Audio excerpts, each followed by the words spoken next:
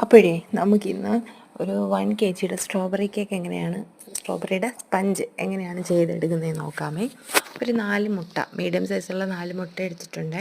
പിന്നെ അതിലേക്ക് ഒഴിക്കുന്നതിന് 1.5 അടപ്പ് വാനില എസെൻസ് ആണ്. അപ്പം അതിന് ശേഷം ഞാനിപ്പോൾ ഇവിടെ എടുത്തിരിക്കുന്നത് സ്ട്രോബെറിയുടെ എസെൻസ് ആണ്. അപ്പം അതും ടൈഗറിൻ്റെ ആണ് എടുത്തിരിക്കുന്നത്. അപ്പോൾ അതൊരു 3-4 ഡ്രോപ്സ് അതിനകത്തോട്ട് ഇട്ടതിന് ശേഷം പിന്നെ നമ്മളിതൊന്ന് നന്നായിട്ടൊന്ന് ബീറ്റ് ചെയ്തെടുക്കും. അപ്പം ഫസ്റ്റ് മുട്ടയൊന്ന് ബീറ്റ് ചെയ്തൊന്ന് പതഞ്ഞ് വരുമ്പോഴാണ് നമ്മളിതിനകത്ത് പഞ്ചസാര ഇടുന്നത്. ഞാനിപ്പോൾ ഇവിടെ പൊടിച്ച പഞ്ചസാരയൊന്നും അല്ല ചേർത്തിരിക്കുന്നത്, സാധാ നമ്മുടെ പഞ്ചസാരയാണ്. അതിൻ്റെ അളവെന്ന് പറയുന്നത് ഞാൻ ഗ്രാമളമാണ് എടുക്കുന്നത്, കപ്പളമല്ല. അപ്പം ഇതൊരു 150 ഗ്രാമോളം പഞ്ചസാരയുണ്ട്, പൊടിക്കാത്ത പഞ്ചസാര. അപ്പം അത് ഇട്ട് കുറേശ്ശെ ആയിട്ടിട്ട്, ഞാനിപ്പോൾ ഇതുകൊണ്ട് മൊത്തം കാണിക്കുന്നില്ല. അപ്പോൾ ഞാനിത് കുറേശ്ശെ ആയിട്ടിട്ടാണ് ബീറ്റ് ചെയ്തെടുക്കുന്നത്. അപ്പോൾ ഇതേ കണക്ക് നമ്മുടെ മുട്ട ഒരു ഡബിൾ ക്വാണ്ടിറ്റിയിൽ നല്ല പ്ലഫി ആയിട്ട് വരും. അപ്പോൾ നമ്മൾ സ്ട്രോബെറിയുടെ എസെൻസ് കുറച്ചൊരു ലൈറ്റ് ഷെയ്ഡായിട്ട് നമുക്ക് കിട്ടും. പിന്നെ അതുമല്ല, ആ മുട്ട നന്നായിട്ട് മുട്ട ഇങ്ങനെ പ്ലഫി ആയിട്ട് വരുന്നതിനനുസരിച്ചാണ് നമ്മുടെ കേക്ക് ഇങ്ങനെ സോഫ്റ്റായിട്ട് ഇരിക്കുന്നതും പൊങ്ങി വരുന്നതും. അപ്പം അതിന് ശേഷം ഞാനൊരു 30 സൺഫ്ലവർ ഓയിൽ ഒഴിച്ചിട്ടുണ്ട്. അപ്പം സൺഫ്ലവർ ഓയിൽ ഒഴിച്ച് കഴിഞ്ഞാൽ പിന്നെ നമ്മൾ ഹൈ സ്പീഡിലൊന്നും ഇട്ട് ബീറ്റ് ചെയ്യരുത്.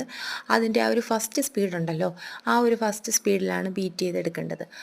മൊത്തത്തിലൊന്ന് ബീറ്റ് ചെയ്ത് ഒരു 2 റൗണ്ട് ഒന്ന് കറക്കി എടുത്താൽ മതി. കൂടുതൽ ബീറ്റ് ചെയ്യേണ്ട, മുട്ട താന്നു പോകാനുള്ള ചാൻസ് കൂടുതലാണ്.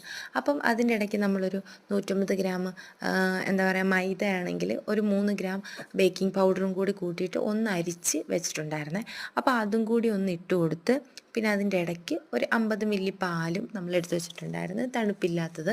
അപ്പോൾ അതും കൂടെ ഒഴിച്ചു കൊടുത്ത്, ഇടയ്ക്കിടയ്ക്ക് ഒഴിച്ചു കൊടുത്ത് ഒന്ന് മിക്സ് ചെയ്തെടുക്കണം. ഇതുപോലൊരു ഫോർക്ക് ഉണ്ടെന്നുണ്ടെങ്കിൽ പെട്ടെന്നായിരിക്കും, എളുപ്പമായിരിക്കും, കുറച്ച് കെട്ടത്തൊന്നുമില്ല. പിന്നെ ഇതിൻ്റെ പ്രോബ്ലം എന്ന് പറഞ്ഞാൽ അടിയിൽ ഇങ്ങനെ ഫ്ലോർ മിക്സ് ആവാതെ കിടക്കും. അത് നമ്മൾ ലാസ്റ്റ് ഒരു ഒരു ഇത് കൊണ്ടിട്ട് നന്നായിട്ടൊന്ന് ഇങ്ങനെ ഈ കാണുന്ന പോലെ ഒന്ന് ഇളക്കി എടുത്തിട്ടുണ്ടെങ്കിൽ ആ ഒരു പ്രോബ്ലം ഇല്ലാതാവും. കണ്ടില്ലേ, പൊടിയൊക്കെ ഇങ്ങനെ കിടക്കും. അപ്പോൾ നമ്മളിങ്ങനെ പെതുക്കെ ഇങ്ങനെ എടുത്ത് മൊത്തത്തോടുകൂടി ഇങ്ങനെ ഒന്ന് എടുത്ത് ഇളക്കി കഴിയുമ്പം ഈ ഒരു കൺസിസ്റ്റൻസിയിൽ നമ്മുടെ ബാറ്റർ കിട്ടും. പിന്നെ ഞാനിന്നിവിടെ യൂസ് ചെയ്തിരിക്കുന്നതെന്ന് പറഞ്ഞാൽ 8 ഇഞ്ചിൻ്റെ മോൾഡാണ്. 7 ഇഞ്ച് ചെയ്യാറുണ്ട്, 8 ഇഞ്ചും ചെയ്യാറുണ്ട്. അപ്പം അതിലേക്ക് നമ്മൾ ഓയിലൊന്ന് സ്പ്രെഡ് ചെയ്തിട്ട് മൈദാപ്പൊടി ഒന്ന് തൂവി കൊടുത്തിട്ടുണ്ടായിരുന്നു. അപ്പം അതിലേക്ക് നമ്മൾ ബാറ്റർ പകുത്തൊഴിച്ചിട്ടുണ്ട്. അപ്പം ബാറ്ററിൻ്റെ വെയിറ്റ് എന്ന് പറഞ്ഞാൽ നമ്മുടെ ഈ കേക്ക് ബേക്കായി വരുമ്പോൾ ഒരു 1/2 കിലോളം ഉള്ള സ്പഞ്ച് റെഡി ആവും. പിന്നെ ഇത് നന്നായിട്ടാണ് പൊങ്ങി വന്നിട്ടുള്ളത്. അത് നമ്മൾ അടുത്ത വീഡിയോയിൽ